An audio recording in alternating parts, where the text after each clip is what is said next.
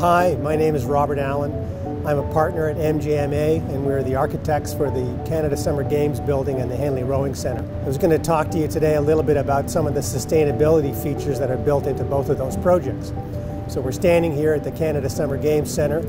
I think there are two numbers that are really important to us. The first is that it's 35% more efficient than the kind of standard Canadian building, and the second is that it generates 45% less greenhouse gas than the standard building. So these are both important numbers because this kind of building typically uses a lot of energy, and we're quite proud of the fact that we were able to meet those targets, and that was done through a really great envelope design, great insulation, and that even though that this building has a lot of daylight, actually we controlled quite heavily the amount of glass we put in the building. So we think those are both great issues. I think the other things that we're doing here that are really important is that, we have these two ice rinks that are producing all kinds of waste heat.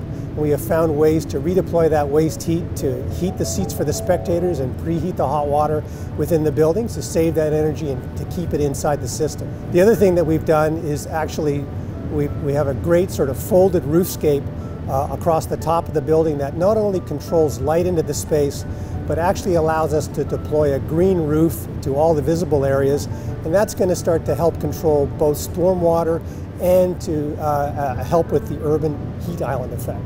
We're also doing the Henley Rowing Center, which is a very special building to us because it actually is a net zero building, which means that it's going to generate as much or more energy than it actually consumes, which we think is absolutely fantastic.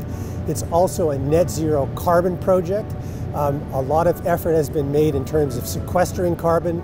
It uses a cross-laminated mass timber system that sequesters carbon. We're also looking at deploying what they call helical piers.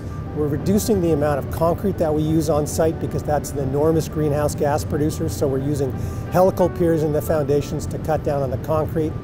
The building has been designed to have passive ventilation as well as sort of natural overhangs for sun control and thermal control. We're super proud of that building because it's essentially being operated by the energy from a small photovoltaic field that we placed on the roof. Very excited about it.